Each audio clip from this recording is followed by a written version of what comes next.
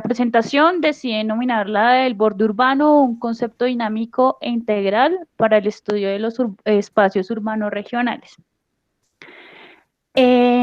Aspectos a tratar o las preguntas que hoy pues quiero traerles y que están lógicamente en construcción son la primera. ¿Qué debates han dado lugar a esta categoría de borde? ¿Qué dinámicas son propias de estos espacios? ¿Qué tanto se ha incluido esta noción en la planificación? Estas preguntas, pues lógicamente, como ustedes, colegas, lo sabrán, están en constante construcción y son un debate para geógrafos y para personas de diversas disciplinas, pues que tenemos que abordar. Antes de iniciar, yo quisiera hacer una aclaración previa porque las investigaciones y los documentos que traté en mi tesis son de estudios urbanos, pero el borde no solo responde a dinámicas urbanas, ya que lo rural es un elemento que está determinante en la construcción de los mismos, e incluso pues el borde representa un territorio donde se mezclan estas dos dinámicas. No obstante, en la tesis y en el trabajo que se desarrolló, los documentos consultados tienen un carácter eh, urbano, aunque pues también tomé algunos estudios rurales, pero no son el fuerte. Ahora sí, sobre estas cuestión de las zonas de borde, tenemos varios aspectos que es importante que tengamos claro. El primero es que hay muchos conceptos que giran alrededor de borde urbano. Encontramos palabras que se nos hacen familiares a las personas que estudiamos geografía o estudios afines, que es periferia, zonas periurbanas, rururbanas, suburbios, zonas de transición, zonas de interfase, inclusive zonas de hibridación, zonas difusas, exurbia, exópolis, son muchos los conceptos que son asimilados o, digamos, tienen que ver con las zonas de borde. ¿Sí?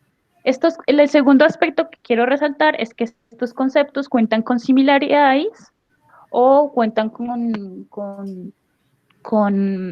aspectos pues, que son parecidos o en algunos casos distan, pero son conceptos que pues, son necesarios aclarar.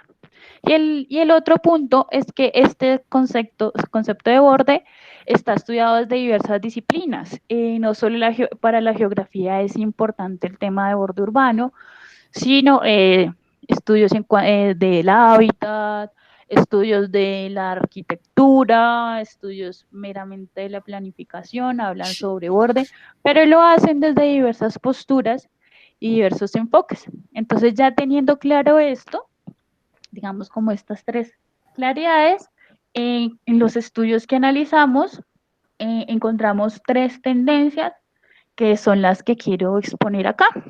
La primera tendencia son las tendencias marginales y la urbanización dependiente, que son los estudios que se realizan desde 1950 hasta 1980. La segunda tendencia son unas tendencias que evidencian la lucha social por el espacio es decir, esta tendencia no dice que en los otros dos periodos no haya habido lucha social por el espacio, sino que con mayor predominancia en esta época se encuentran estos estudios. Y la última son las tendencias actuales. Entonces, vamos a la primera. Y es que en la primera década, cuando en la primera tendencia, encontramos que hay un cambio en nuestras ciudades de América Latina y que los centros urbanos empiezan a recibir mayor cantidad de personas, es decir, se empiezan a poblar. Como se empiezan a poblar de una manera, pues, tan acelerada, surgen conceptos y en esta época el concepto que va a tener mayor auge es la periferia. Entonces, como hay una gran migración de las personas que están en los ambientes rurales a la ciudad, encontramos que hay surgen los estudios de centro-periferia. ¿Qué quiere decir esto? Que alrededor de los núcleos urbanos consolidados hay una red de servicios, hay una red de abastecimientos y poco a poco cuando se va ampliando ese radio, se va llegando a una periferia y generalmente en esta periferia van quedando las personas, pues de alguna manera, como lo va a abordar más adelante la teoría de la marginalidad, las personas marginalizadas. Interesante en estos estudios es que encontramos una cuestión binaria, es decir, ciudad-campo, modernidad-trazo, y este tipo de estudios generan digamos, como esta posición binaria de alguna manera. ¿Qué pasa? Como empiezan a haber tantos problemas para que las personas se logren integrar a ese sistema o a esa ciudad, surgen demasiados estudios relacionados con la pobreza urbana. Y estos estudios relacionados con la pobreza urbana tienen que ver con la teoría de la marginalidad y cómo estos marginados, pues, de alguna manera no logran insertarse en la ciudad. Digamos, otras teorías que en este periodo se enmarcan son la teoría de la urbanización dependiente. Entonces, ahí tiene que ver mucho los estudios de la CEPAL, los estudios de José Nun, de Aníbal Quijano, que nos hablan del tema del desarrollo en nuestras ciudades y del subdesarrollo. Entonces, está como esa cuestión binaria. Lo importante para que recojamos acá es que el concepto que va a predominar va a ser el concepto de periferia. En las otras tendencias, 1980-2000, hay que tener algo muy claro y es que durante este periodo existe aún más aumento de la urbanización acelerada. ¿Y qué pasa? Pues las personas que no se pueden insertar de una manera adecuada, por decirlo de alguna forma, las dinámicas de las ciudades van a buscar formas para sobrellevar sus necesidades en la ciudad y se va a disparar la autoconstrucción o la ilegalidad. Es una constante en varias de las ciudades latinoamericanas y esto va a ocasionar muchos barrios informales, de alguna u otra manera. Los conceptos para denominar ese borde que surgen en este periodo con mayor predominancia, vamos a encontrar el término de zonas periurbanas o zonas de interfase. De anotar que estos conceptos incorporan nociones económicas, nociones políticas y sobre todo el tema social va a estar muy presente ahí. Vuelvo y lo repito, no significa que en las demás tendencias no se involucren, pero acá con mayor predominancia por el momento político y social y las crisis, digamos, sociales que hay en esta época. Y finalmente, los estudios desde el 2000 hasta la actualidad hablan de dos conceptos, desborde urbano y borde urbano. El desborde urbano es utilizado más que todo por las corrientes españolas que estudian el tema del hábitat. Y el borde urbano es más concebido desde los estudios latinoamericanos. En el trabajo que yo desarrollé, consideré pertinente trabajar el tema de borde urbano porque, bueno, uno, se involucra el tema en varios autores, el tema de la temporalidad, dos, el tema de las relaciones de poder, y es un concepto pues que nos sirve más para digamos, evidenciar lo que yo quería trabajar en mi tesis. Entonces, todo este recorrido que hicimos nos dan ideas para crear un concepto sobre borde. Y es que uno, el borde no solo cumple la función de delinear un espacio físico, sino los procesos y las dinámicas que éste encierra. Es decir, es contenedor y contenido de dinámicas. Dos, el borde genera articulación con diferentes escalas, es decir, el borde es una zona de interconexión y no se puede entender un borde sin su realidad circundante, es decir, el borde es multiescalar. Tres, el borde no tiene límites claros porque los límites se van desdibujando de acuerdo a las dinámicas de cada lugar. Cuatro, existe una temporalidad y hay cambios acelerados en el tiempo o espacio, por eso el borde tiene una condición porosa y difusa. Todo este acervo que recorrimos me llevó a crear este concepto que reúne muchas de las posiciones de algunos autores que podrán venir en la bibliografía, y es que el borde urbano es una zona difusa que se encuentra en constante cambio, sin límites claros, es soporte y es fundamento, ya que encierra y produce diversas dinámicas de índole político, económico, social y ambiental que tienen su manifestación en el tiempo, espacio y territorio. Y están interconectados con la escala local, regional y global. Entonces, este fue, digamos, como el concepto que pudimos hacer. También en ese capítulo de la tesis, escogí algunos estudios en Latinoamérica sobre bordes, específicamente Venezuela, Argentina, México y Chile, y me di cuenta que hay muchas similaridades en los bordes de las ciudades latinoamericanas. Entonces, por ejemplo, en Venezuela, la profesora Nubis Pulido habla que debido a las tasas de aumento de la población, los bordes han tenido nuevas dinámicas y son unos espacios de heterogeneidad, compleja movilidad y cambios permanentes. En el caso de Argentina, Zulaika y Rampoldi hablan también del crecimiento rápido de los bordes, de la, digamos, de la hibridación entre zonas urbanas y rurales y, digamos, los conflictos que se pueden presentar. La profesora Blanca Rebeca Ramírez, mexicana, ha trabajado bastante el tema de bordes y hablan de que no son una cuestión homogénea y que hay hay diferenciaciones en su forma de poblamiento. Y en Chile cogí algunos estudios que hablan sobre el crecimiento de los bordes y su variedad. Bueno, creo que no es el espacio para trabajar a fondo como lo que hablan, lo que quería, digamos, como poner acá de manifiesto es que hay algunas similaridades entre los estudios a nivel latinoamericano. Entonces, similaridades como cuáles, como la mezcla de los usos del suelo, la diferenciación en los patrones de asentamiento, la pérdida de los usos agrícolas, la expansión de viviendas para clases bajas o altas, porque es un fenómeno de borde también la autosegregación de las clases altas para sentirse resguardadas o seguras en las, en los, digamos como que en las partes lugares, en los diferentes lugares. Y eh, ahora voy a mostrarles de alguna manera digamos como que las características que encontramos para Bogotá. La profesora Nora y la compañera que va a exponer ahorita tienen investigaciones sobre el tema de la conurbación en Bogotá, en especial con la parte del municipio aledaño llamado Soacha. Entonces es una dinámica que es un borde continuo, no hay diferenciación entre bordes, sino lo que se genera es un proceso de conurbación.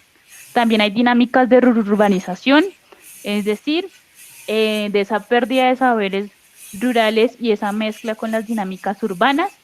También encontramos en los bordes que también pueden ser soportes de flujos de capital en las llamadas zonas francas acá en Colombia, que son zonas dedicadas al comercio y a la parte industrial. Múltiples usos del suelo, uso rural, uso urbano, crecimiento disperso acelerado, y el tema de la desterritorialización y reterritorialización. Este es particular porque la mayoría bueno, no la mayoría, gran parte de las personas que ocupan bordes, en nuestro caso, son personas que, uno, han venido a migrar a nuestra ciudad producto del conflicto armado, entonces son personas que vienen en condición de desplazamiento y sufren una cuestión de desterritorialización y reterritorialización cuando llegan a encontrarse a la ciudad. Y el tema de la autoconstrucción y la ciudad ilegal. Bueno, ahora en cuanto a la planificación, antes de iniciar, pues les quiero que se detengan un poquito en la foto que tenemos acá. Y esa foto es del lugar de estudio donde desarrollé mi tesis, que es el borde suroccidental de Bogotá. Al fondo se pueden apreciar algunas construcciones y ese es un predio del acueducto del río Bogotá. Nuestra ciudad, el límite es el río Bogotá, entonces ahí son los predios del acueducto y unos metros más hacia el occidente se puede encontrar el río. esa foto es bien particular. Bueno, el 5 borde en la minutos, Isabel. planificación. Vale, ya igual voy terminando. El borde en la planificación. La preocupación de los organismos distritales radica en una sola palabra y es el control al crecimiento urbano.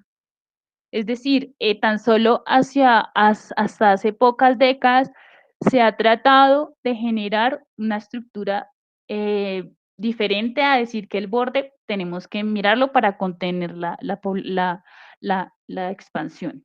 Entonces, se han generado varios acuerdos en el tema de planificación. El primero es el Acuerdo 6 del 90, y que se habla del tema del ordenamiento físico para la ocupación y los manejos de los bordes. Y hasta el 2004, el protocolo distrital de pacto de borde. Pero ¿qué pasa con estas normas o este tema de la planificación? Pues no se aborda de manera integral y no se ve el aprovechamiento del borde como un espacio de interconexión, sino que se trabaja desde el tema de la regulación.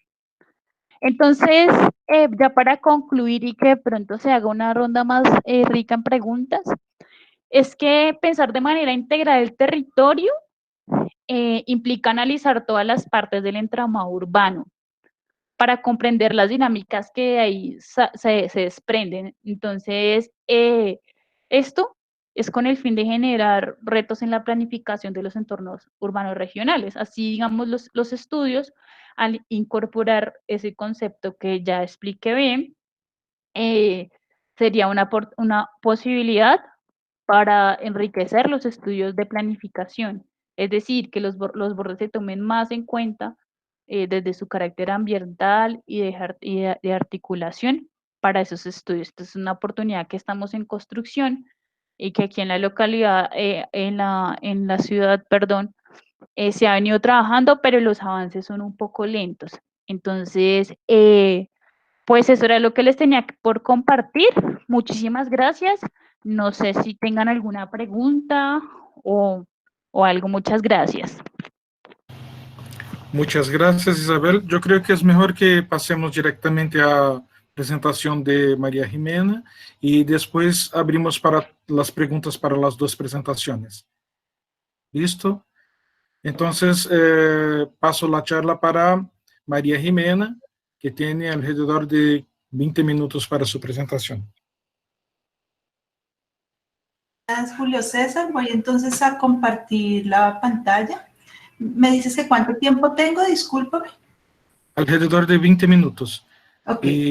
Y bueno, aquí lo hago como, ¿por dónde? Abajo, a Sí. presentar ahora. Presentar y ahora. entonces selecciona el archivo. Listo. Toda la pantalla, ¿verdad? Compartir. Ok. Y pongamos la presentación.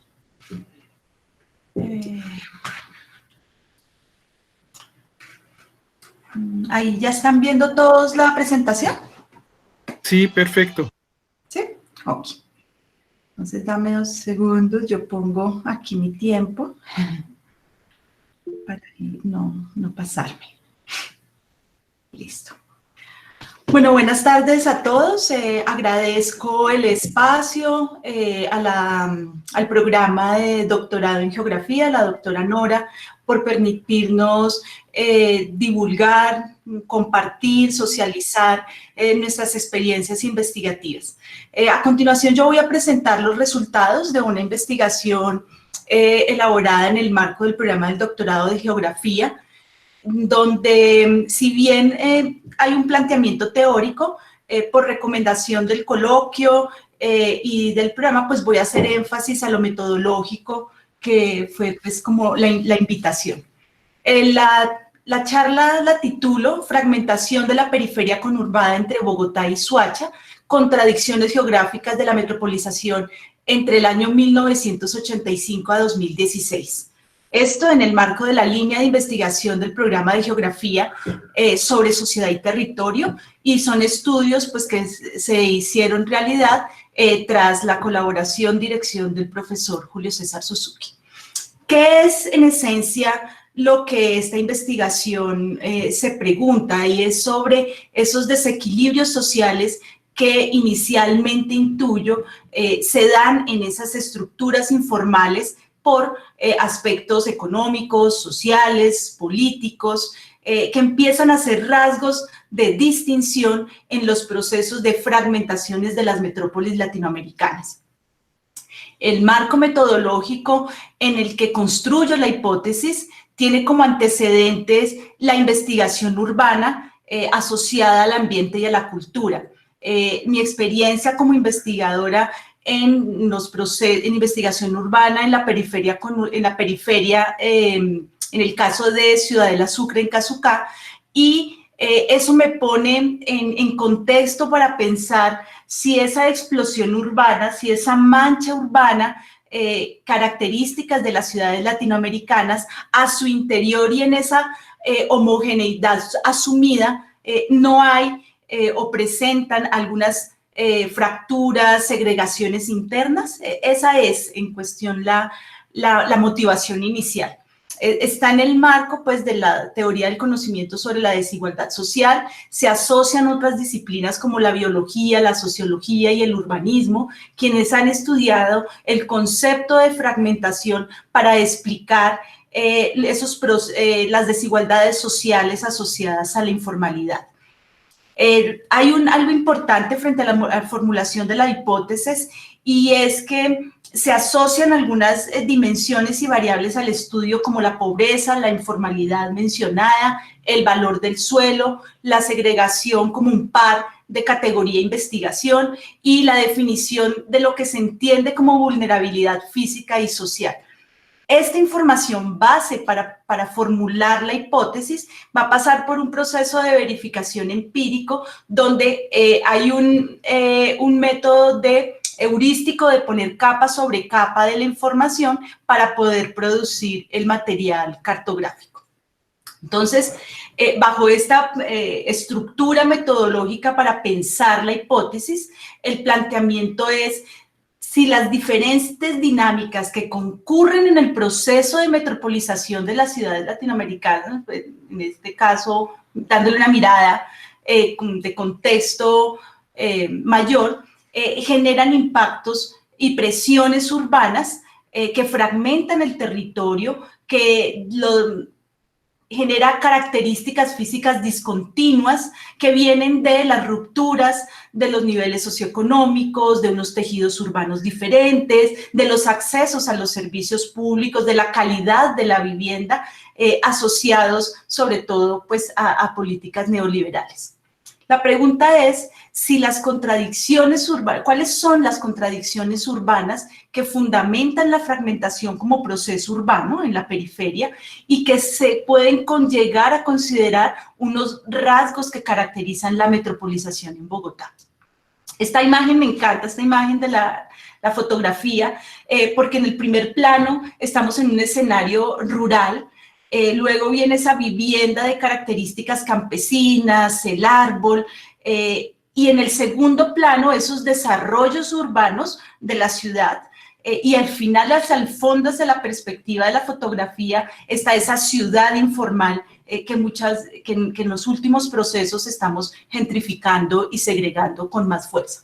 El objetivo entonces de la investigación fue fundamentar ese proceso de fragmentación urbana en la periferia desde las contradicciones que la metropolización genera. Para ello, lo abordo desde tres procesos importantes, que es conceptualizar las categorías de investigación, esencialmente fragmentación, fragmentación urbana, segregación, metropolización, periferia, y tomando como caso de análisis la periferia conurbada entre Bogotá y Soacha. Por tanto, hay una caracterización física del lugar para conocerlo. Finalmente, para producir en una cartografía un mapeo del proceso de fragmentación. La metodología, entonces, tiene unas fases, 6 fases importantes, que son los términos de referencia, que es un poco lo que les acabo de mencionar: título, objetivo, problemática, cuál es la información a la que accedo, qué mapas temáticos principales de base voy a tener, qué parte del trabajo de campo voy a hacer, los tipos de correlaciones en los datos y finalmente la salida hacia la aptitud de fraccionamiento.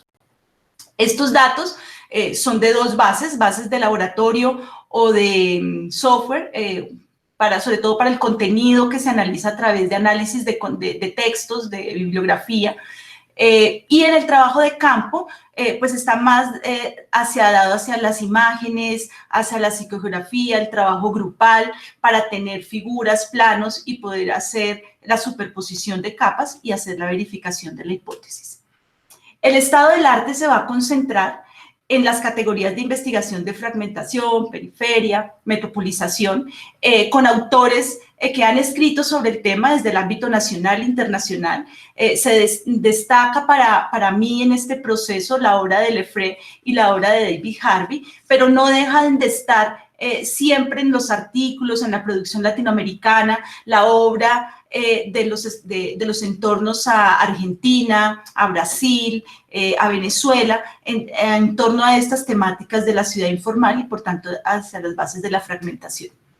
De ello podemos concluir que hay una lectura gráfica en coremas de cómo entendemos la ciudad y la relación de la ciudad con el campo, la relación de la ciudad con el borde, como decía nuestra compañera, la relación de la ciudad con sus áreas suburbanas y la mirada metropolitana y la mirada regional hoy por hoy. Estas imágenes, entonces, las primeras, las de Tunen hacia 1810, hablan de la relación ciudad-campo. Luego los Burghems y Lloyd con las comprensiones de las ciudades desde la centralidad y desde el sector. Y finalmente el modelo nuclear de James y Ullmann, que le abre el escenario primero a Janoska y luego a Goldford, para ver que hacia las periferias de las ciudades hay otros trabajos urbanos, hay otras tramas que surgen, otras morfologías que no están conectadas a la ciudad tradicional, que tienen otras relaciones con el centro, que funcionan de manera autónoma y que coexisten en esa comprensión de la ciudad. El estado del arte, desde el enfoque nacional, tenemos los trabajos de Jaramillo y Alfonso desde la Universidad del Externado sobre segregación, sobre todo en Bogotá, y las formas de medir la segregación. El profesor Utria para la comprensión de la metropolización y por qué, a pesar de que Bogotá no se considera constitucionalmente un área metropolitana, sí sus procesos urbanos nos llevan a observarla, a entenderla y con un énfasis en la planeación hacia la metropolización. Especialmente el trabajo en la periferia específica de Soacha de la profesora Nora, aquí presente, sobre todo sobre métodos de participación y el trabajo de la mirada social. En ese marco, y prácticamente por ser una disciplina nueva para mí, pues tiene mucho que entender cómo ese objeto de observación de la ciudad se puede hacer con una mirada crítica y social, que viene desde los años 20 en la Escuela de Chicago y desde la sociología, pero que a través de los teóricos de los 70, de esa escuela radical como Harvey, Lefebvre, Castell, que estudian esa crisis social, me permiten acercarme al conocimiento de la teoría de la fragmentación desde experiencias urbanas para resolver la cuestión sobre cuáles son esas prácticas humanas, cuál es ese espacio que producimos en torno a un escenario fragmentado. En ese esquema son las contradicciones y ver la problemática de lo que se produce en términos de normativa, la realidad surgida desde la población y los deseos teóricos sobre el bienestar social. Entonces, si bien hay una concentración de la pobreza y hay unos problemas sociales, están en desequilibrio precisamente por esas políticas neoliberales donde hay una concentración de la riqueza, donde hay unas posiciones de la institucionalidad de manera neoliberal urbana porque se municipaliza, se privatiza, se segmentan los servicios sociales, y hay una concentración medida entre el recurso, la oportunidad y el servicio que reciben estas áreas. En ese marco de crisis financiera, de crisis inmobiliaria, el gran paraguas que es la revolución tecnológica, la globalización económica y el neoliberalismo, pues lo que van a hacer son unas presiones en el territorio donde hay una pérdida de cohesión social y unos desequilibrios sociales. Esta imagen que se obtiene en captura en el 2013 deja ver esos parches, esas manchas urbanas al lado de la cantera, mientras hacia la parte baja de la fotografía pues empiezan a haber unos procesos de regularización y de desarrollo urbano. Eso me hace entonces pensar que estos dos autores coinciden en teorizar esas fragmentaciones sociales, esas fragmentaciones del suelo, desde la teoría del valor del suelo, desde las teorías de la pobreza y la desigualdad. Tanto Henry como Lefebvre ven en la segregación, Lefebvre asociado a la carencia de los derechos sobre los servicios públicos y Harvey sobre las desigualdades sociales por la acumulación de la riqueza. Estos escenarios, todas estas metodologías de mapas conceptuales me llevan a pensar que surgen unas nuevas informalidades, que la informalidad ya no es la que veíamos en los años 80 cuando hablábamos de las migraciones del campo a la ciudad, sino que hay un aumento de la población pobre, que hay una vivienda que es insuficiente, que se empiezan a tuburizar los bordes, que las actividades informales, además de existir en todos los ámbitos, la vivienda, el empleo, la educación, el acceso a los servicios, también no son constantes, es decir, no es un ingreso seguro, y esto sumado a bajos niveles de educación. En esa medida, los procesos de metropolización pues van a generar una escasez de espacio igualitario, se van a hacer sociedades donde hay una élite dominante y donde los centros de riqueza pues son los que se van a fortalecer en sus estructuras. Esa metropolización se acentúa por la segregación acentuada de dos formas. Hay una segregación que es por modernización de la ciudad, que es lo que muestra la fotografía, pero también por los cambios sociales. Específicamente Bogotá es una ciudad metropolizada con una presión social de inmigrantes a Bogotá, pero también de migraciones que hace Bogotá hacia los municipios circundantes. Esto entonces va a generar más presión en el déficit de vivienda, menos suelo y por lo tanto menos capacidad del Estado para responder.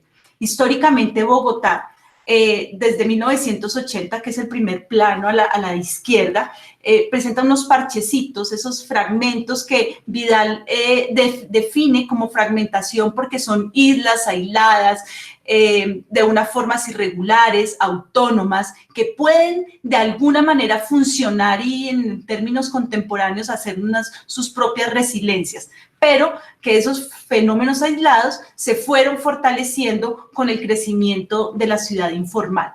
No son los únicos procesos, ni es el único momento en el que surgen la fragmentación. También está dada al interior de la ciudad, en los centros históricos, por ejemplo, en los enclaves como la Nueva Santa Fe o los conjuntos cerrados que se autosegregan de otros, pero que también fragmentan los tejidos urbanos.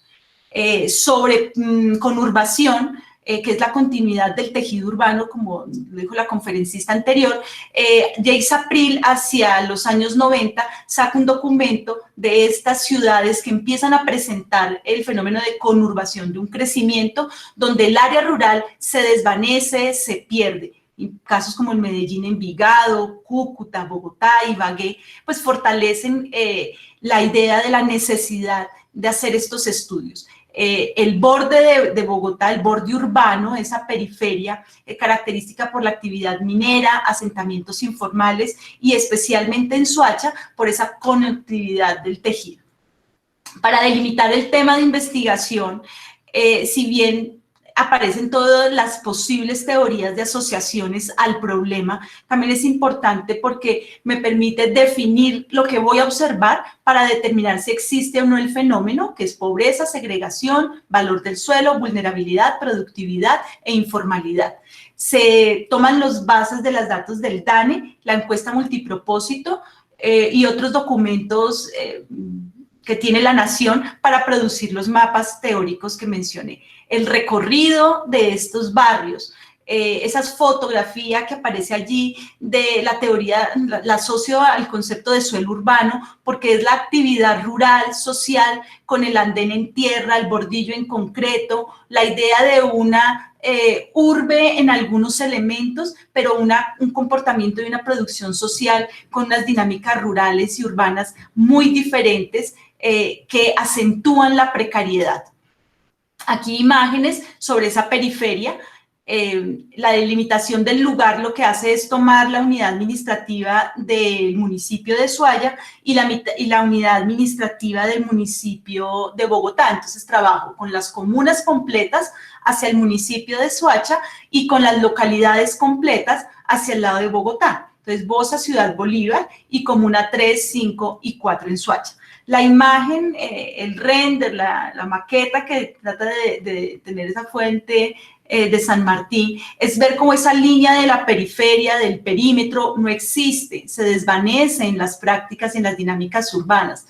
En el perfil urbano abajo tenemos Ciudad Verde en Soacha, estrato 3, y a la izquierda Bosa, popular, empírico, informal en Bogotá. Esta imagen, cuatro minutos, María Jimena. Esta imagen vale toda la investigación porque es la materialización de cómo nos autosegregamos. Esta es el área de la minería contra el área de vivienda, cuando el uso de la minería pues es el permitido. El crecimiento urbano, estas son unas imágenes desde el centro de Soacha hacia la cantera. Estas son las imágenes de segregación social, de cómo se protege, por proteger el espacio público, pues también entre el mismo escala vecinal nos prohibimos el acceso y el derecho a la ciudad. Las diferentes morfologías que surgen, que ya me permiten no hablar de las morfologías tradicionales, ortogonal, reticular, plato roto, sino hablar de unos patrones de urbanización informal referidos a la ciudad oscilante, la lineal, la vascular, las angulares, que son propias de los crecimientos empíricos adaptados a las topografías del lugar, como aparece en la imagen.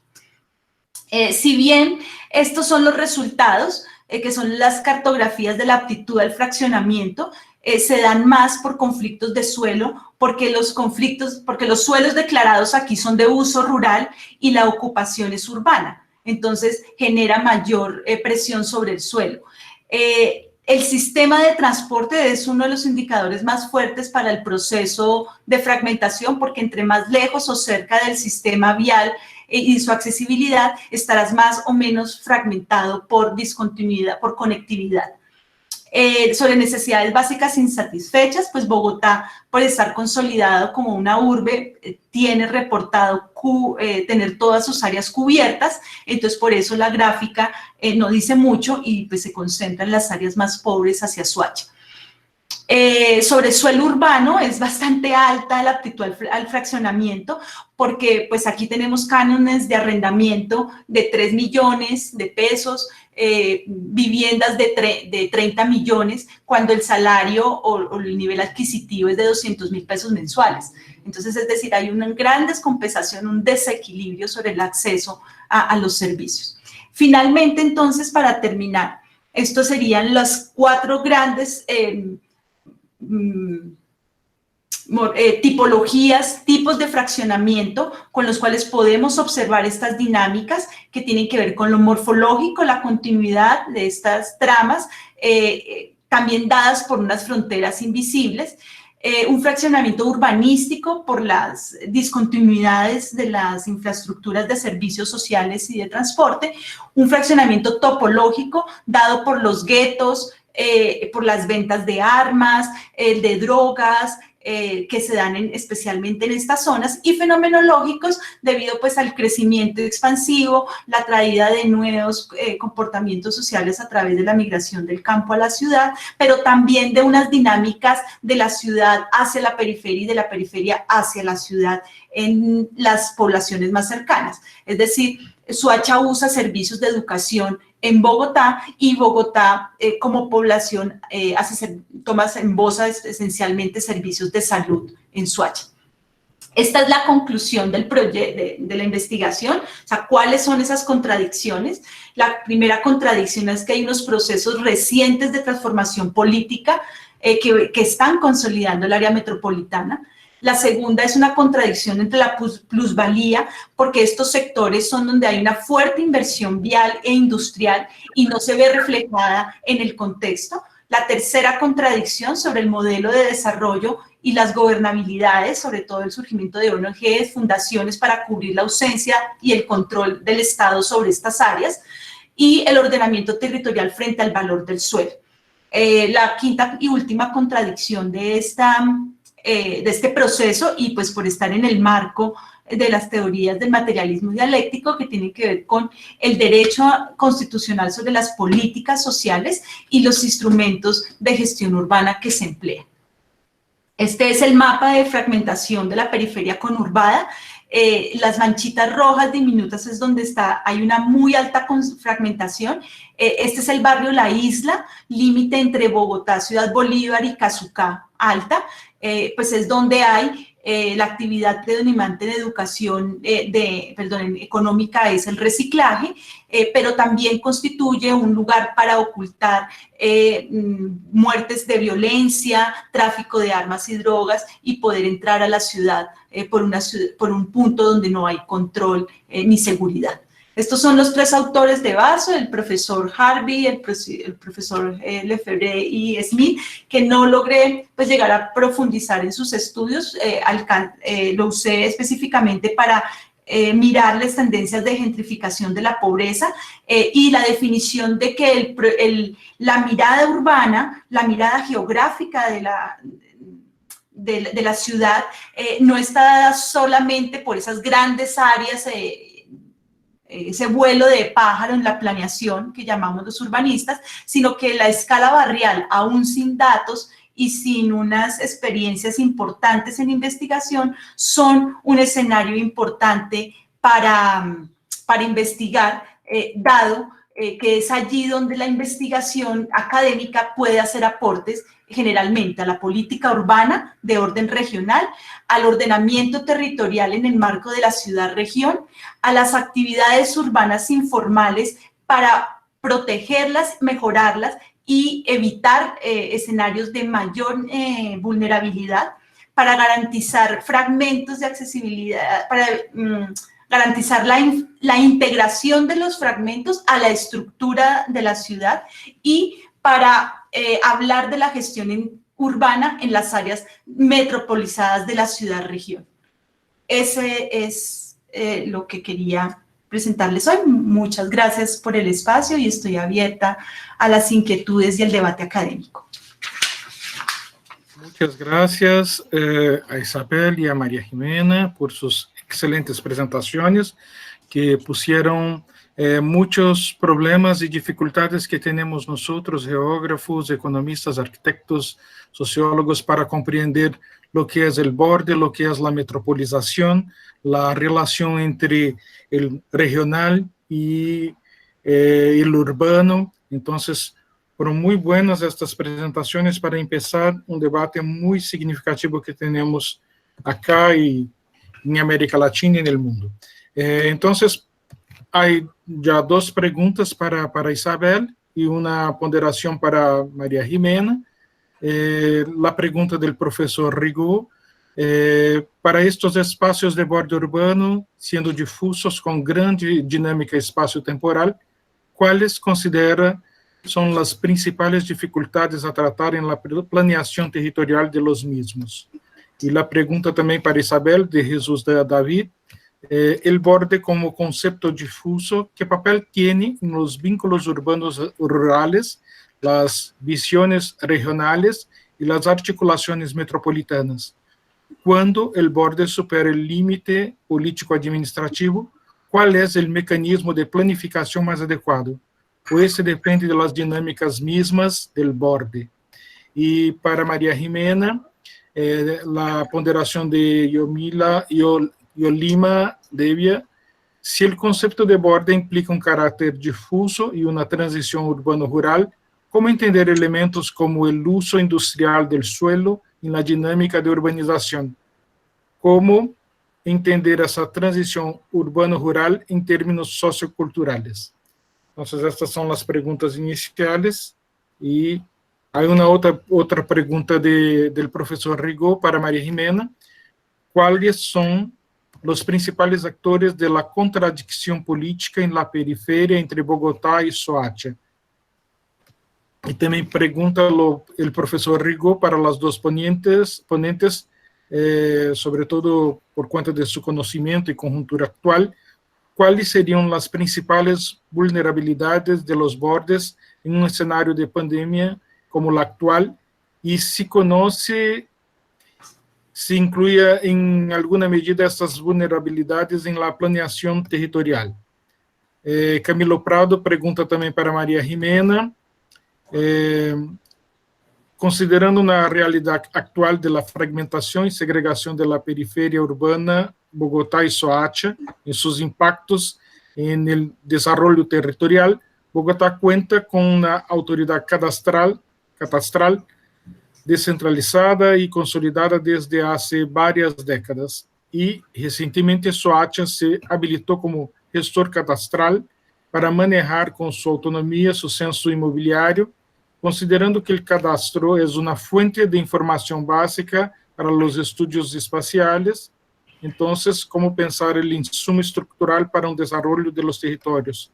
Se podría considerar como una contradicción político-administrativa que cada territorio se siga declarando autónomo en el manejo de algo tan básico como el catastro, entrando frecuentemente en conflictos de borde.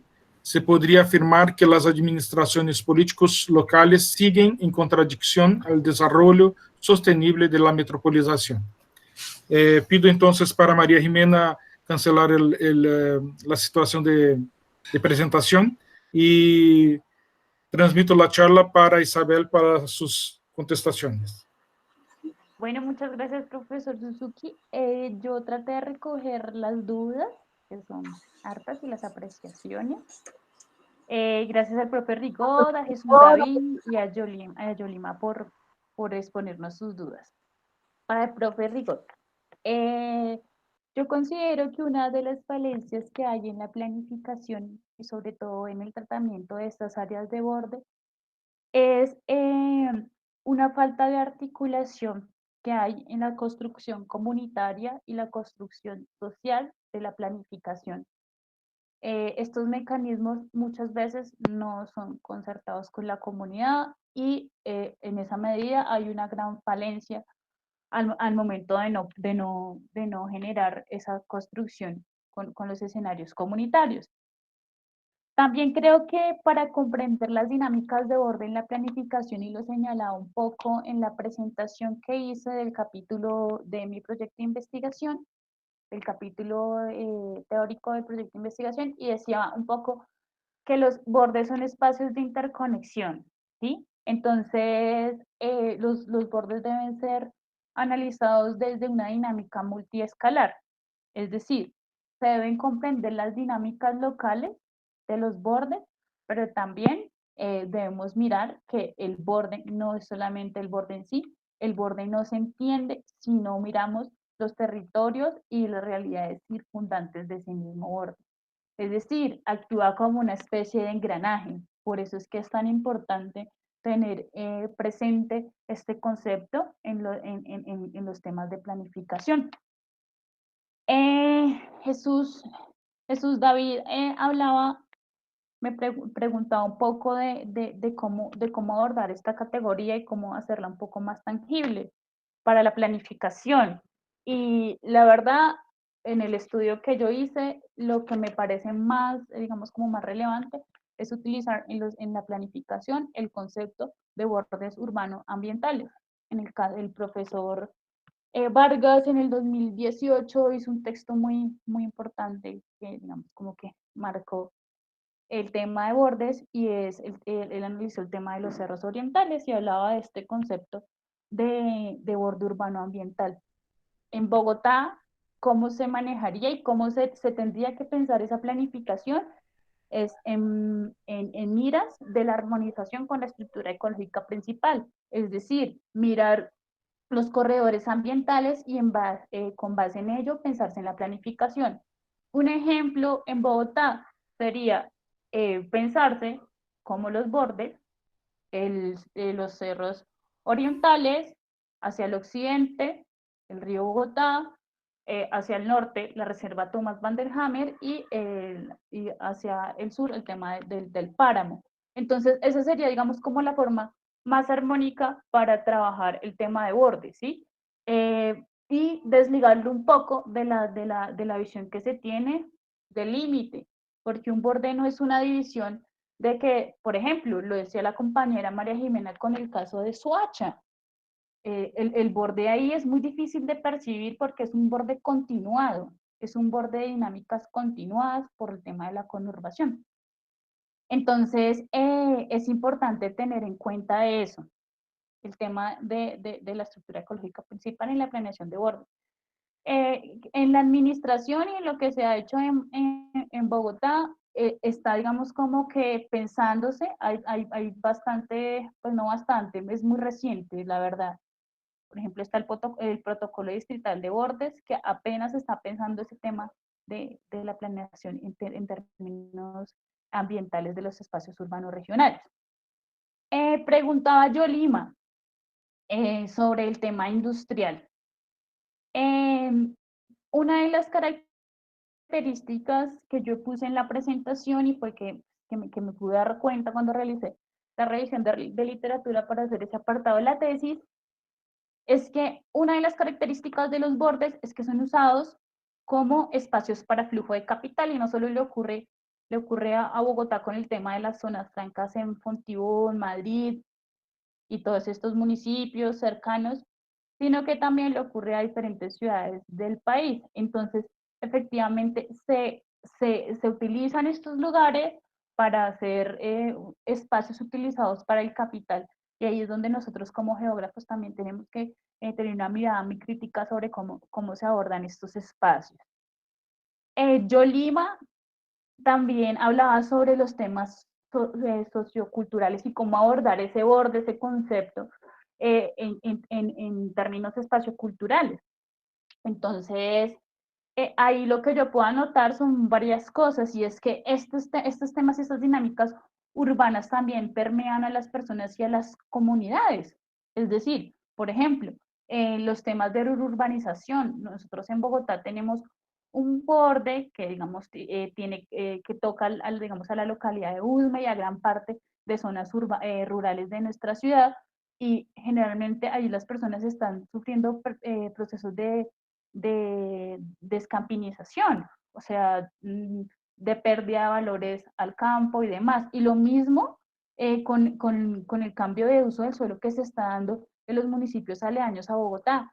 Entonces, esas son cuestiones culturales que son transgeneracionales. Por ejemplo, las personas que habitaban la sabana de Bogotá hace unas generaciones, pues eran personas que se dedicaban a la agricultura, eran personas que se dedicaban a los cultivos de pan coger, pero ¿qué pasa ahora? Pues últimamente lo que se ha visto es que estos municipios aledaños y estas dinámicas urbano-rurales que se generan en las zonas, en estas áreas que estamos trabajando, generan una afectación en las dinámicas de las personas y estas personas ya no se dedican a ese tipo de cosas, sino que uno ven digamos, estas zonas para transitar ciudades dormitorio o si no empiezan a generarse cambios en los usos del suelo. Entonces, eso es importante, lo que mencionaba Yolima, porque no es, o sea, estas dinámicas no están ajenas a lo que le pasa, digamos, a las personas en el día a día, están ahí. Y también tiene que ver mucho con lo que inicié, con la pregunta del profe Rigot, y es la importancia de involucrar no solo el borde en la planificación, sino a las comunidades que habitan ese borde y a las dinámicas y a las problemáticas y los cambios socioculturales que pueden llegar a enfrentar. Entonces yo dejo ahí, de pronto ahorita pues para dar la palabra a María Jimena, pero si ahorita se siguen presentando más, digamos, más espacios para la discusión, podemos seguir ampliando estos temas. Muchas gracias, profesor. Muchas gracias, Isabel. Transmito la charla entonces para María Jimena.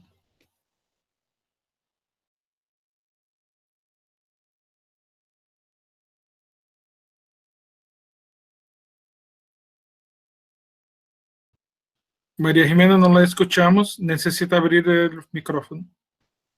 Gracias. Voy entonces a dar respuesta. Agradezco las preguntas realizadas. Un saludo para el profe Rigó y pues por volvernos a ver en estos espacios. Yo voy a ir presentando las proposiciones, acercamientos teóricos, reflexiones que tengo frente a lo que preguntaron, porque no anoté los nombres, entonces simplemente anoté las temáticas. Esa visión del carácter sobre el borde y esas dinámicas urbanas que se dan allí, ¿cómo verlas? Yo he sentido que esa posición que tenemos frente al territorio, de vista desde los teóricos de la imagen urbana, por ejemplo, como el caso de Lynch, nos permite entender ese borde no como un límite, sino como un espacio donde hay un cambio de las dinámicas, en este caso, un espacio donde las dinámicas urbanas se comportan diferente.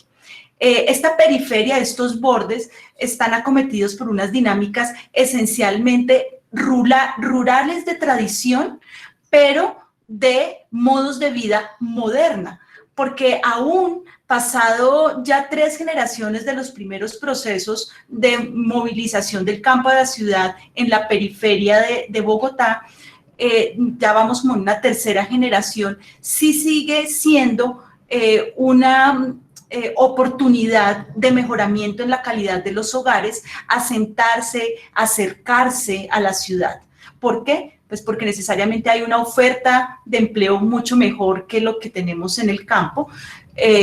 Y 2, porque hay unos cercanías familiares que ya se han establecido en la ciudad y jalonan los procesos de migraciones de otras familias. Ejemplos, familias que desde el Magdalena viajan hasta Bogotá, familias cuya composición familiar no es la que arroja el DANE para una ciudad de 4.5 habitantes por hogar, sino familias de 9 personas que abren nuevos hogares en la ciudad y que lo hacen en la periferia. Los procesos de violencia, esencialmente Huila y Tolima, se acentúan en estas zonas, diferente a lo que sucede en Bogotá, por ejemplo, en las regiones de Suba, en el área de la localidad de Suba, donde la migración es más del Pacífico.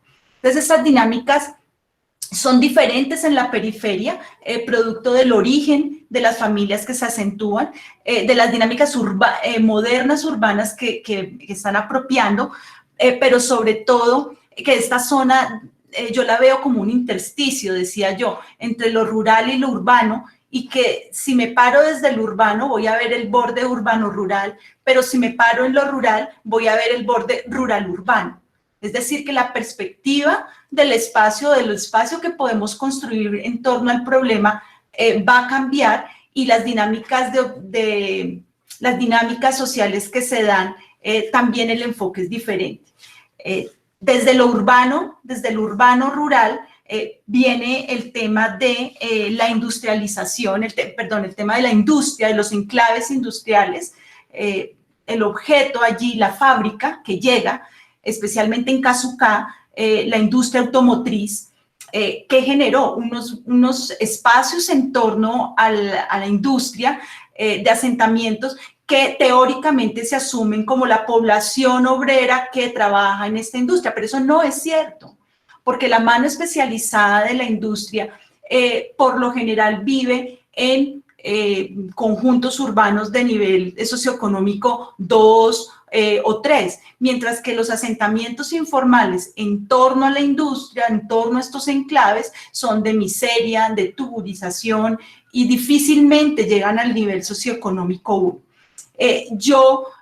Si bien entiendo la postura de la maestranda Isabel sobre que el control del territorio se ha dado sobre el crecimiento urbano, pues es esencialmente porque las políticas urbanas son expansivas. Es decir, el modelo de ordenamiento territorial que plantea Bogotá es expansivo, por lo menos el que está vigente, aún con todos los procesos de modificación que se han dado sobre el territorio. Entonces, por eso, digamos que las políticas tienden hacia el crecimiento de la ciudad, pero difiero en que estas zonas especialmente, precisamente carecen de control urbano y por tanto surgen estos fenómenos de ocupación urbana que no están regulados ni controlados por el Estado. Pero como el Estado no provee de vivienda digna a estos nuevos hogares, pues tiene que callar un poco la situación y dejar que estas personas se acentúen. Esto coge con fuerza estas dinámicas de borde, especialmente en la periferia de Cazuca, de Bogotá y Soacha, se acentúan hacia el año 1985 con esos procesos de piratización, como el caso de Rafael Fetecua, que lo que hace es coger en torno a la cantera y parcelar. Estas personas no tienen escrituras de sus tierras y por tanto cuando van a acceder a los servicios públicos pues no pueden acceder porque no son propietarios, no pueden gestionar. Ahí es donde surgen esas nuevas formas de autogestión como el bingo para el acueducto, el bazar para la cancha, acometerme a los subsidios del Estado para la supervivencia, porque lo que yo recogí en el trabajo de campo es que estas familias pueden tener un recurso económico de 50.000 pesos semanales, los que mejor tienen acceso porque cantan, porque tienen alguna actividad informal, son serenateros en su mayoría, pero hay otra actividad pues que es el robo, que es el tráfico, que es las vaquín, es decir, los grupos que van y eligen los jóvenes de las pandillas pues para estas otras actividades, que si bien había bajado la actividad hacia el año 2014-2018, otra vez con todos los procesos que tenemos en el Pacífico, pues la situación pues está difícil. Han tenido cambios, por ejemplo, de gobernabilidad, como que las fuerzas militares salen y entran dependiendo como de las transacciones del gobierno nacional sobre una zona aparentemente abandonada. Entonces, sí hay una contradicción, como para ir terminando la intervención, sobre el territorio. Esencialmente, pienso que ahí es que gobernar con políticas urbanas donde la periferia no es borrar de los procesos administrativos los límites periféricos, es decir, no hay límites, no deberían haber límites administrativos, es decir, la ciudad demanda, la nación en términos de la ley 388 demanda unos ajustes para que las administraciones puedan actuar de manera conjunta sin que haya dificultades administrativas ni en los procesos. Como compartir equipamientos, como hacer llegar o extender las infraestructuras.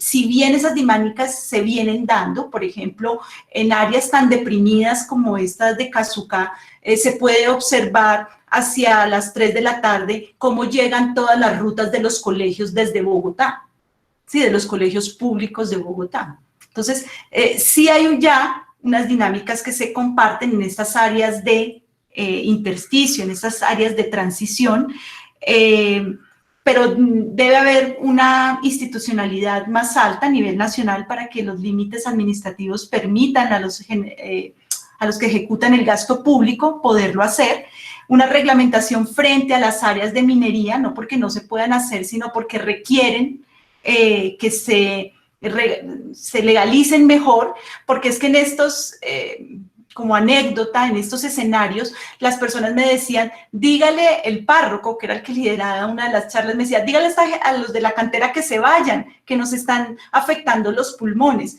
Y yo le decía al párroco, pero es que los que están invadiendo somos nosotros, somos las viviendas. Ellos están en cumplimiento del uso asignado. Entonces, mediar esa situación demanda que haya un mejor control urbano, y que estas contradicciones develadas nos permitan tener acciones de planificación participativas, ahí respondo los actores, que son la sociedad que está organizada en términos de fundaciones, de ONGs, están las acciones comunales, están por ejemplo, el barrio San Rafael Alto, San Rafael Medio y Bajo, en honor a el donante Rafael Petecua. Lo que hace es pues a proveerse de procesos de autogestión, de autoconstrucción, para generar o mitigar esa falta de acción del Estado. Entonces es un territorio difícil, es un territorio, por ejemplo, que si accedo al subsidio de vivienda no lo puedo implementar en esta zona, porque esta zona especial es zona roja, y entonces yo no puedo, el Estado no me va a dar para invertir en una zona que está declarada como un conflicto de violencia. Entonces, hay políticas de apoyo, pero no se pueden implementar por la condición del territorio, y hay políticas de subsidio de vivienda que no se pueden dar allí, y se pierden los procesos de apropiación de 3 generaciones, de una constitución de barrio, que de todas formas tiene un valor, son personas, son sociedades, son actores de 3 generaciones los que actúan allí. El Estado actúa, es el siguiente actor, desde los servicios públicos, porque se cobra agua, se cobra energía, algunas personas tienen internet, sobre todo las tiendas y los billares, y las parroquias.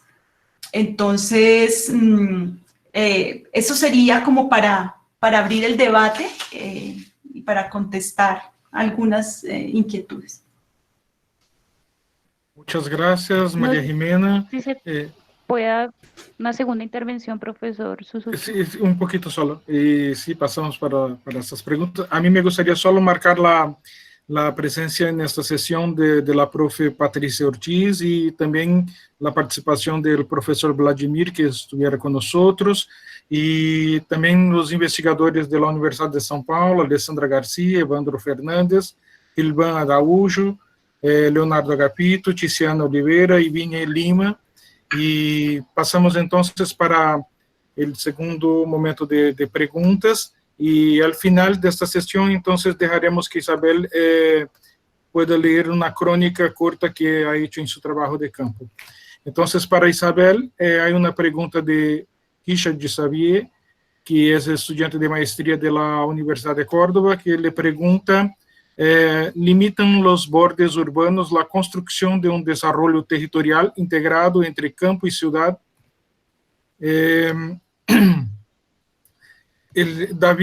Jesús David pregunta para María Jimena. María Jimena, ¿es posible mirar las preguntas en el chat? Okay. Es fácil, ¿sí? Pregunta para María Jimena: ¿cómo tratar bajo mandato constitucional, las autoridades municipales son autónomas en la planificación? ¿Cómo tratar los retos conjuntos de planificación de varios municipios?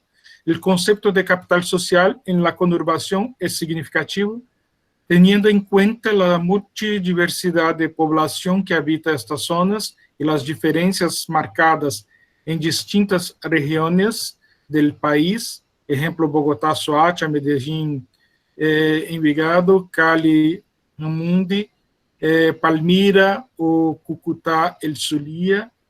Entonces, para pensar estas relaciones, la profe Nora entonces nos solicita, nos demanda que las dos presenten algunos cuentos que resultaron de sus trabajos de campo.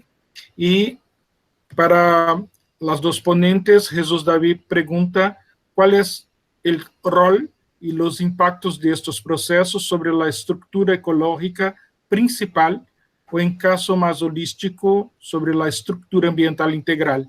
Sería interesante conocer la percepción académica sobre los acontecimientos de desalojo sucedidos en el distrito en zonas de conflicto urbano en tiempos de pandemia. Estas son entonces las preguntas para las dos. Y dejo la charla para Isabel de pronto. Gracias, profe. El profesor Rigot también ha preguntado sobre el tema de la pandemia. Se me quedó ahí en el tintero, pero pues bueno, ahorita lo quiero abordar en este momento. Y es que en el caso de Bogotá, los bordes tienen, digamos, como ya lo exponía María Jimena, tienen condiciones particulares. ¿sí? Lo que es el borde suroccidental y lo que es el borde sur presentan pues graves problemas de empobrecimiento generalizado, precariedad en las viviendas. Por ejemplo, en el lugar donde, en el borde, en el pequeño lugar de borde que yo hice mi proyecto de investigación, que es la localidad de Kennedy, la UPZ Patio Bonito, presenta la densidad poblacional más alta de la ciudad, inclusive haciendo la comparación con otras ciudades latinoamericanas. Entonces, todo este borde sur, inclusive algunos focos en el borde oriental, tienen varias condiciones que generan preocupación frente a esta situación. Y es que en la mayoría, digamos, estoy hablando del caso del borde sur, las personas se ocupan en la informalidad, ¿sí? Y ha habido digamos, una problemática muy grande de cumplir o no cumplir la cuarentena, porque pues la gran parte de la ciudad y gran parte de las personas se ocupan en la informalidad. Entonces, asistir a estas dinámicas es un poco complicado para estos bordes. Ya hablando sobre otros bordes que tienen otras dinámicas totalmente diferentes, como los bordes hacia el norte, en algunos lugares lo que se presenta es autosegregación por conjuntos cerrados ya de estratos más altos o de estratos solo se habla acá en Bogotá, no, pero bueno, de condiciones sociales un poco mejores. Eh, Estas personas pues sí pueden cumplir las medidas a cabalidad. Entonces es complicado cuando ataca una pandemia y cuando si ni siquiera en condiciones normales se pueden suplir las necesidades básicas de estas poblaciones, pues imagínense en épocas de pandemia. Es por eso que, digamos, Kennedy y la UPZ Patio Bonito fueron declaradas también alerta amarilla, porque los contagios se dispararon. Entonces, pensarse la ciudad desde la enfermedad, desde estas dinámicas actuales, es un reto que tenemos pues nosotros para pensarnos de qué manera, digamos, se articulan estas poblaciones habitantes de borde a, a estas dinámicas o cómo el Estado puede proveer ayudas para estas personas. Entonces, siento que en dinámicas de pandemia lo que podemos hacer es comprender las dinámicas diferenciadas de cada territorio de borde para así enfocar las medidas de acción. Creo que era Juan David, Jesús David, perdón, el que preguntaba sobre si los bordes limitaban la construcción de un desarrollo territorial integrado.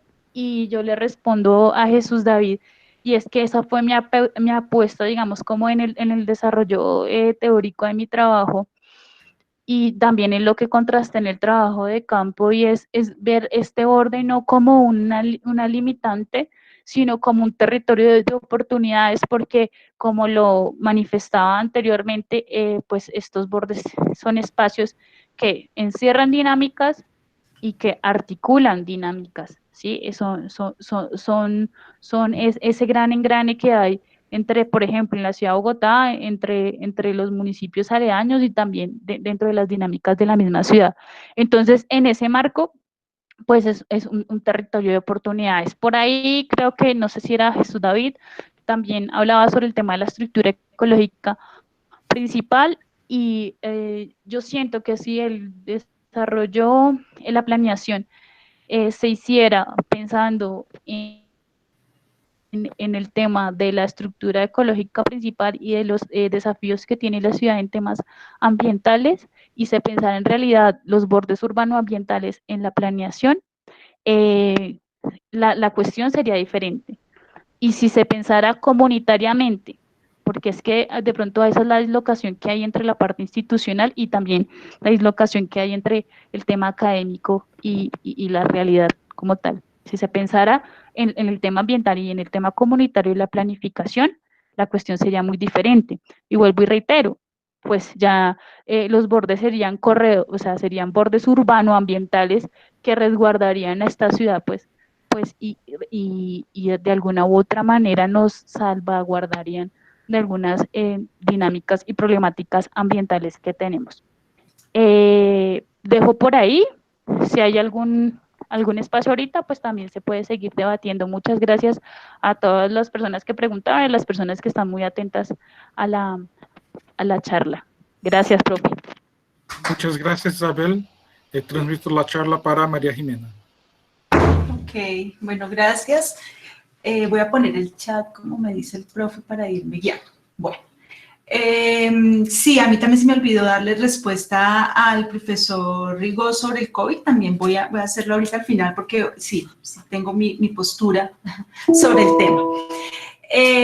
Voy a leer, entonces Jesús David me pregunta que si hay un mandato constitucional de las autoridades municipales, ¿son autónomas en la planificación? Sí, es la ley 388 del 97. Nosotros en Colombia es una ley de ordenamiento territorial que habilita que cada entidad municipal genere un ordenamiento, dependiendo del número de habitantes, es su profundidad. Plan para viviendas de más de 500.000 habitantes y EOTS o ordenamientos básicos para menos de 500.000 o 100.000 habitantes. Pero entonces la ley, digamos, esa ley nacional, desde mi perspectiva, para actuar en los bordes, porque como el borde es la parte de atrás, es el área de crecimiento, es lo que queda, ¿cierto? Yo le estoy prestando como planificadora atención al centro de la ciudad, a fortalecer esos núcleos financieros y áreas de generación de vivienda, como por principios de la planificación funcional desde 1920, pues entonces no instrumenta a las entidades para poder generar gastos públicos en otros y favorecer otros municipios. Entonces, cada administración, y eso pues que ahí hay una debilidad también en el país, que son los planes de desarrollo frente a los planes territoriales. El plan territorial, con el eslogan de ser la carta de navegación, no es la carta de navegación. La carta de navegación es el plan de desarrollos y los planes de desarrollos están generalmente orientados hacia un cumplimiento de metas, cobertura, cantidad.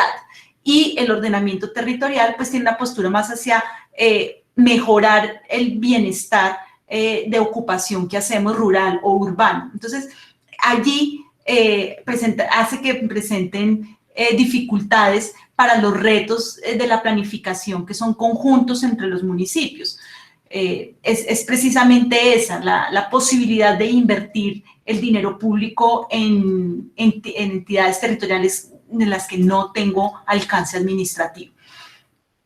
También coincido con la expositora Isabel, y es que pensar desde las teorías ecológicas, desde la ocupación y las formas de autosuficiencia y de impacto energético es la línea de pensamiento de nuestras ciudades. Es decir, la eficiencia no dada no pensada, y ahí un poco la reflexión que nos plantea el profesor Rigo, y es que si bien tradicionalmente desde 1920 estamos pensando en ciudades densas, en transporte masivo, en densificar la ciudad, porque la ciudad compacta es más efectiva que la ciudad dispersa, porque la infraestructura llega a menor costo a más personas. Pero resulta que esta pandemia, esta situación de contingencia sanitaria, lo que nos hace pensar es que si necesitamos más área, pues las ciudades densas y compactas no tienen esa visión.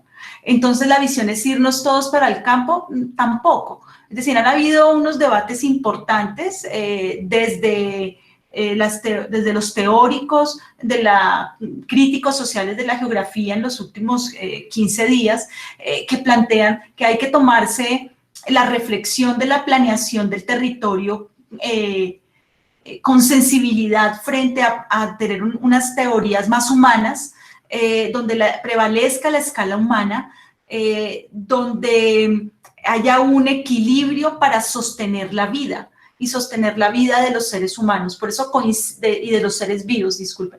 Por eso coincido con el planteamiento de Isabel de esos corredores o bordes más ecológicos, también en el marco de las teorías del paisaje, de fortalecer la matriz del paisaje, el parche y el borde como la estructura ecológica principales del ordenamiento territorial. Es decir, no se puede seguir viendo el territorio a través de la clasificación de la ley de suelo urbano y suelo rural. Es decir, el territorio es transversal, la mirada del territorio, del paisaje, del hábitat, del lugar, si bien son escalas diferentes, son términos que nos ponen a pensar de manera holística, es decir, lo social, lo económico, lo íntimo, las nuevas formas de vivir, de actuar, de los gustos de la población en estos escenarios. Entonces, en el escenario del COVID, pues seguramente nos hace pensar en que vamos a tener densidades altas, pero que estas densidades ya no pueden ser cerradas, que requerimos espacios para nuestro pancoger, para nuestras unidades habitacionales, que se debe estar pensando desde las teorías de territorios inteligentes, pero no desde el marco de la digitalización o desde las redes y de las tecnologías únicamente, sino desde un urbanismo de cooperativismo, un urbanismo de fortalecer las asociaciones y de bajar la escala de la planificación a la barrialidad para poder comprometer a los diferentes actores, generar apropiación y valorar el trabajo comunitario para generar unas formas de prácticas de vida diferentes a la velocidad, a la acumulación, a la dependencia. Sí, es como veo estos nuevos conceptos. Que si el concepto de capital social en la conurbación es significativo, total. Es decir, esos procesos de fragmentación en la metropolización, de haber perdido el control sobre el crecimiento de la ciudad y no haber permitido mantener unas áreas de ruralidad, unos anillos alimentarios, como algunas de las políticas de 1890 sobre las primeras que teníamos sobre ciudad jardín, ciudad lineal, frente a las utopías de cómo deberíamos vivir en una ciudad cuando veníamos de vivir en el campo. Entonces, ese cambio que dio la sociedad en la era industrial hacia la modernidad, seguramente nosotros lo vamos a vivir desde nuestras visiones de densidad hacia unas visiones más no sostenibles en ese desarrollo sostenible, sino de la autosostenibilidad y la eficiencia del territorio. La eficiencia vista no desde el campo energético exclusivamente, sino la eficiencia para sostener la vida. Sostener la vida es un poco mi reflexión personal. Me pregunta también la doctora Patricia que gratitud que estés aquí escuchándome y siempre queriendo una oportunidad que nos vuelva a encontrar como en el escenario de Florencia. Leo tu pregunta. ¿De qué manera se integra la historicidad espacial y territorial de los procesos de su estudio y qué cambios se expresan frente al cambio climático? Pues la lectura se hace desde el materialismo histórico dialéctico, precisamente porque no es una reflexión que se haga únicamente desde la contemporaneidad de las ciudades en crisis, como la nuestra, sino que ya desde la historia, cuando, por ejemplo, en Grecia se cierran las ciudades, quienes están por fuera de ellos, por fuera de la ciudad, empiezan a ser segregados, ¿sí? En unas fragmentaciones sociales que se dan muy marcadas en las ciudades griegas, en las ciudades del Renacimiento, cuando quien no está dentro de la abadía o del castillo o la ciudad amurallada, pues no es ciudadano, ni siquiera es considerado ciudadano, es segregado. Entonces, en ese marco que me dio el estudio de ver que el fenómeno no era necesariamente contemporáneo, ni únicamente un rasgo de la metropolización, sino que históricamente podía asociarse a unos eventos sociales, lo que se ve es precisamente que esta fragmentación es un fenómeno que se acrecienta, que se vuelve mucho más fuerte con los cambios climáticos, porque hace en la estructura urbana lo que hace el cambio climático en la estructura ecológica, que es generar parches, aislar, y si bien lo fortalece en un inicio, en un proceso de resiliencia para sobrevivir, poco a poco empieza a eliminar estos estados. En lo ecológico, a eliminar, por ejemplo, el relicto boscoso o el parche o la laguna, y en lo urbano, a aislar y a marginalizar estas áreas. Esta zona, por este crecimiento urbano no controlado, lo que generó es una pérdida del sistema de humedales del occidente de Bogotá, entre el río Tunjuelo y el río Bogotá, para hacer, que fueron secadas para ir haciendo, pues, unas por los procesos inmobiliarios planificados y dos, por los procesos inmobiliarios informales, que lo que hacen es ir secando los humedales, porque son charcos, como el concepto de idiosincrasia, pero que se pierde un poco la noción, y es que la lluvia depende de los humedales, es comprender el sistema abiótico y biótico de nuestras ciudades, de nuestro territorio de manera continua. Ese pienso que debe ser la postura hacia la planificación o las perspectivas territoriales, un poco porque por lo general la planificación sigue asociándose a contextos urbanos. Entonces yo hablaría sobre ocupación del territorio, sobre las funciones regionales, y cada vez evitar individualismos de gobierno que frente al cambio climático lo que nos está pidiendo es colectividad, asociaciones y cooperativismo. Muchas gracias, María Jimena.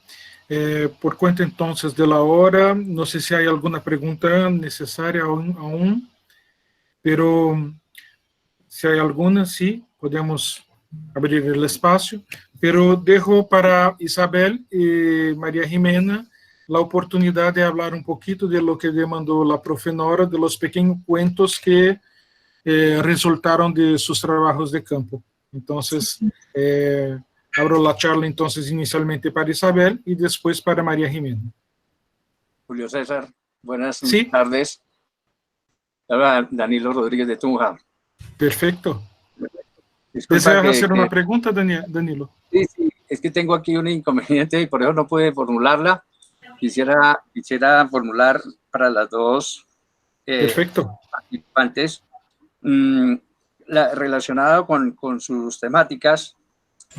Me surge la inquietud.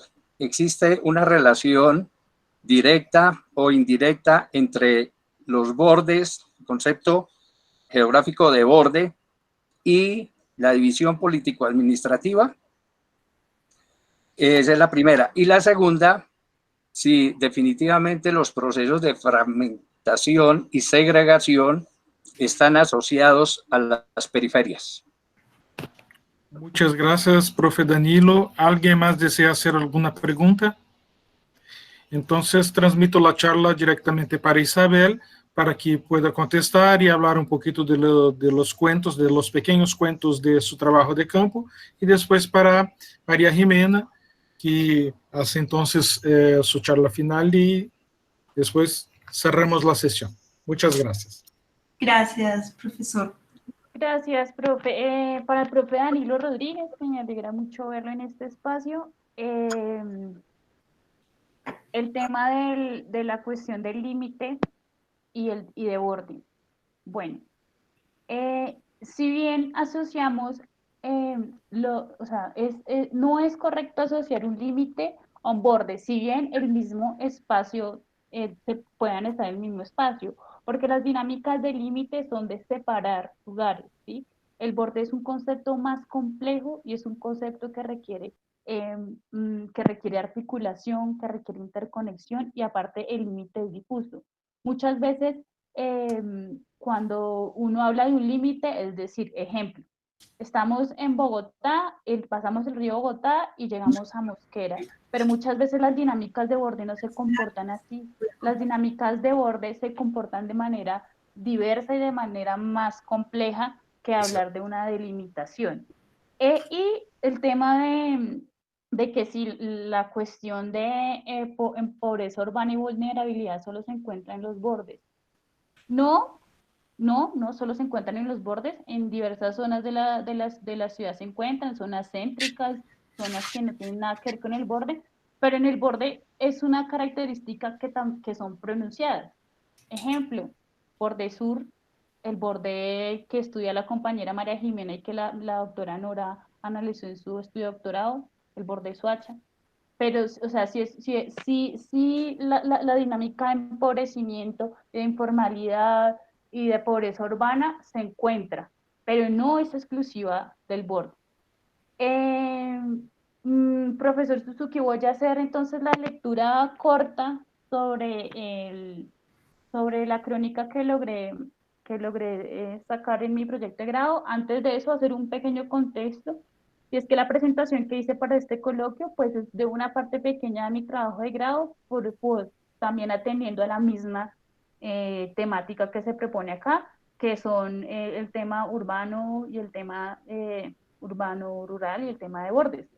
Pero yo realicé un trabajo, una cartografía social sobre las dinámicas sociales derivadas de la expansión urbana en el borde suroccidental de Kennedy. Y fue un trabajo de campo que duró más de 2 años y que aún continuó con procesos organizativos acá en la localidad. Y de ese trabajo pude extraer 5 crónicas de historias de vida de líderes que vieron transformar su territorio y que vieron crecer la urbanización en el borde suroccidental. Les voy a compartir pantalla para leerles una crónica pequeña sobre una chica que se llama Diana Castro.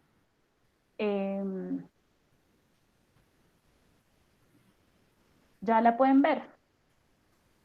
Esta chica trabaja en la UPZ 80 Corabastos, y ella trabaja pues por la recuperación del espejo sur del humedal Chucualavaca, y pude realizar esta crónica que que es de página y media, y pues no me va a demorar mucho en la lectura. Crónica 5. A 2 casas del humedal alguien se pregunta.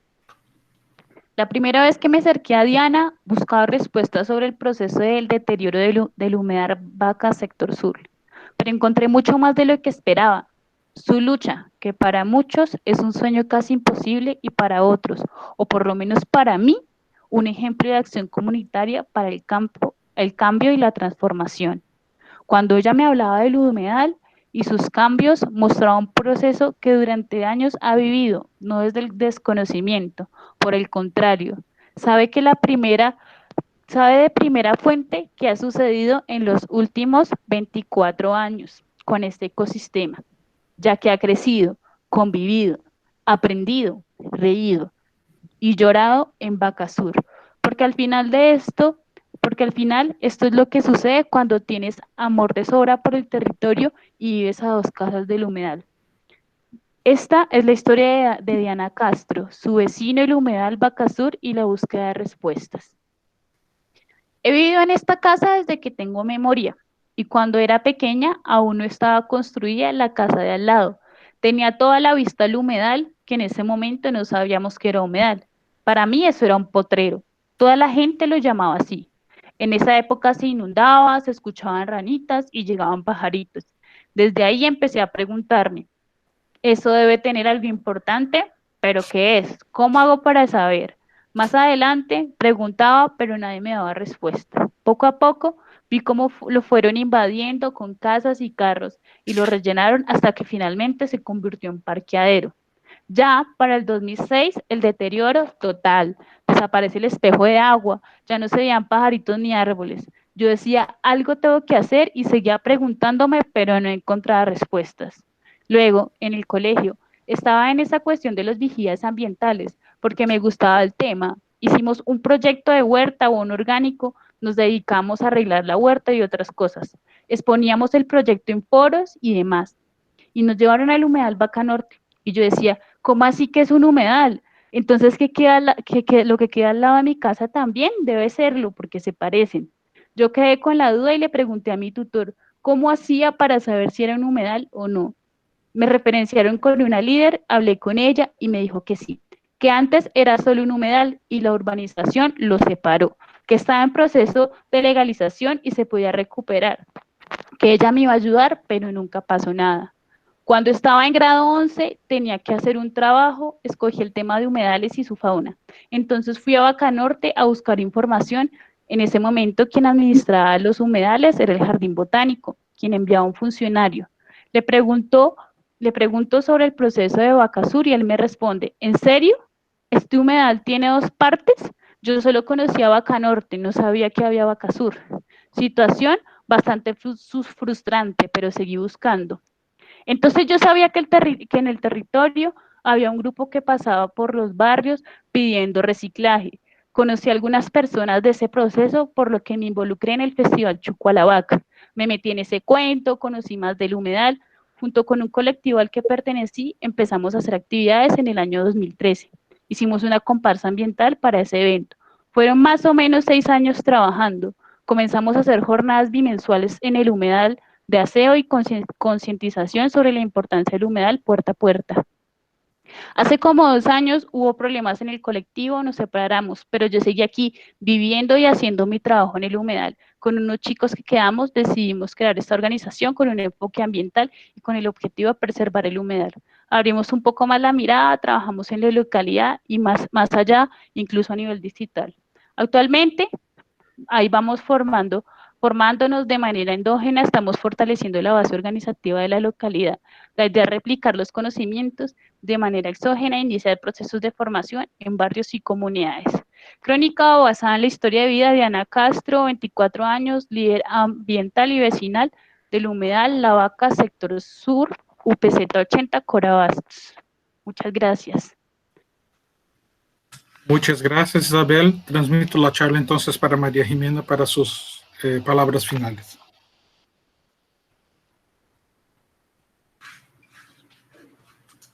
Sí, señor, ya voy. ¿Están viendo la pantalla? Sí, sí. Ok.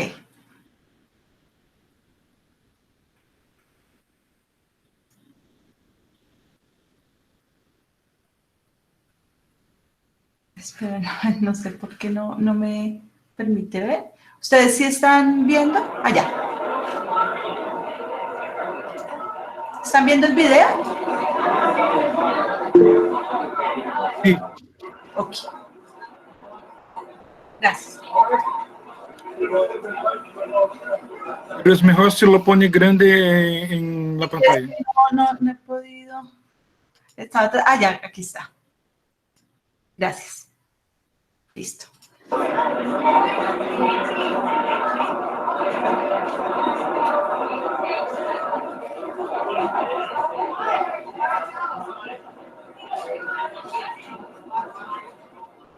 Yo era muy poco de cosas, comencé trayendo madera de arriba del bosque, clavando palitos, trayendo de San Mateo, en ese tiempo tabletes, hojitas de triple, y fui cerrando, hice mi cajita en madera, encerrada, las paredes eran en tapete y el techito de zinc.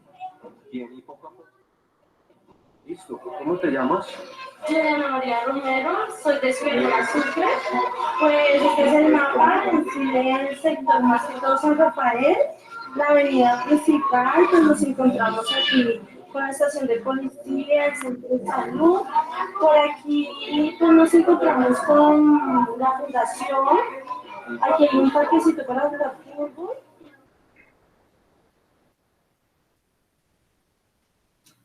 Bueno, eso era un poco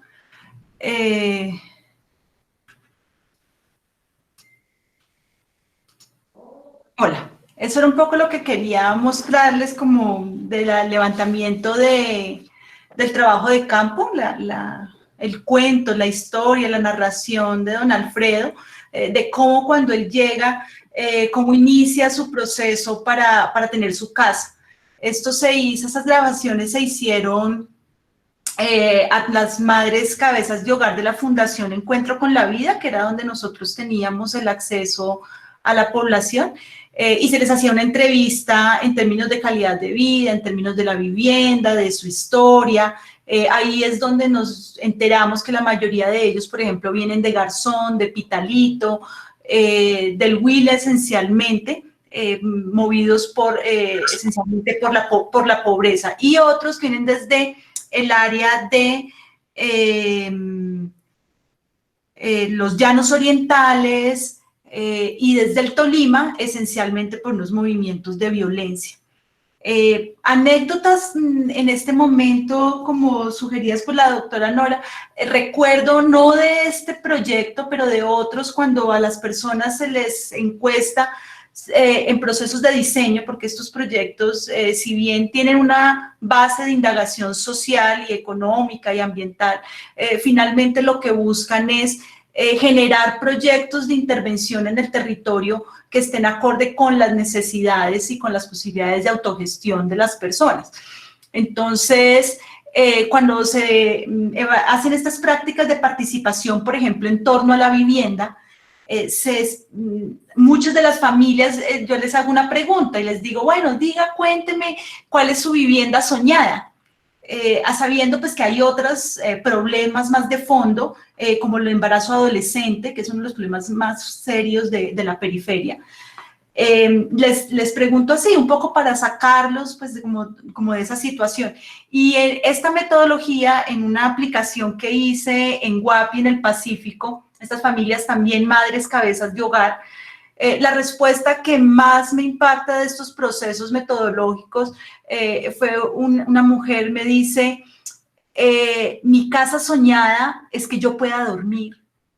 Y entonces yo le decía, no te entiendo, ¿sí? Yo no te entiendo. Entonces me decía, sí, es que todas las noches me acuesto pensando en que el agua se me va a llevar la casa, la lluvia se va a llevar el techo, el arrabal va a arrasar con los palitos que sostienen el piso de mi casa.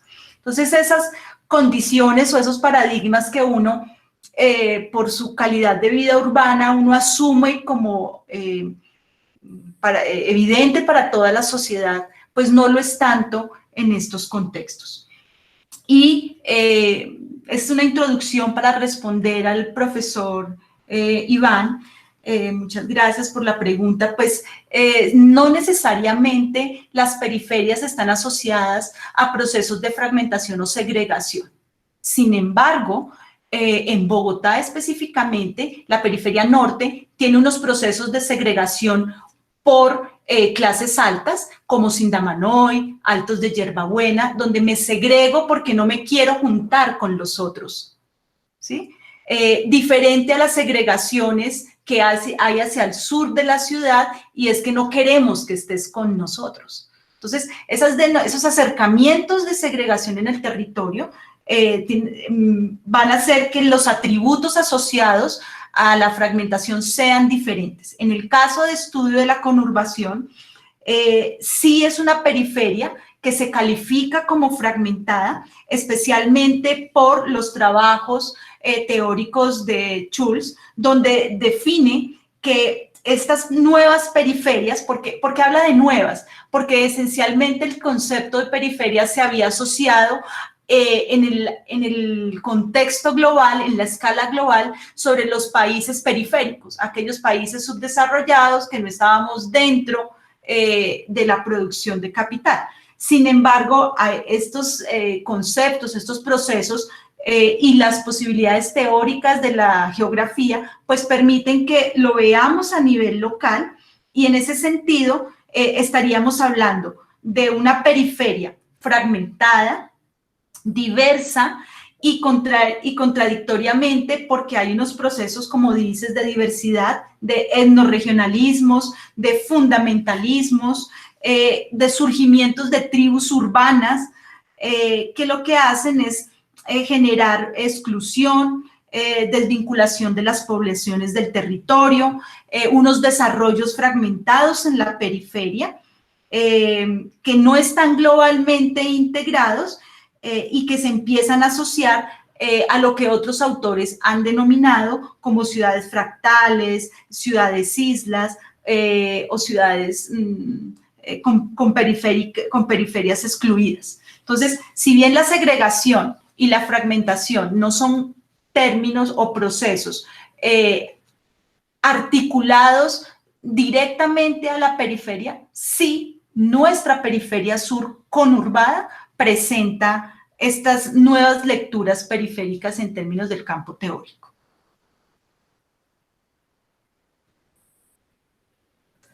No sé si me quedó algo pendiente, pero creo que ya respondí. Muchas gracias, María Jimena. Pregunta a la profesora Nora si desea hablar algo más para cerrar la sesión. Sí, Julio César. Pero, no sé, María Jimena, ¿ibas a decir algo? Sí, iba a concluir que el estudio, digamos, si bien inició, estas conclusiones son hasta el año 2018, durante el año 2019 se quiso cotejar la metodología en las áreas prioritarias de Bogotá, que también hacen parte de la periferia, en esta oportunidad por lo general son de la periferia occidental.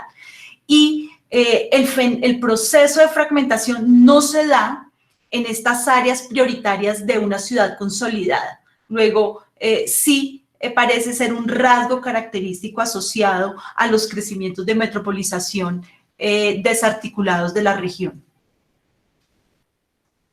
Eso era como lo que quería aportar. Finalmente. Muchas gracias, María Jimena. Muchas gracias, Isabel. Profe Nora, ¿desea hablar algo antes que yo cierre la sesión?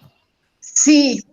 Bueno, primero pues de nuevo agradecer tanto a las ponentes como al profesor Julio César por habernos compartido este espacio de discusión que resultó muy interesante.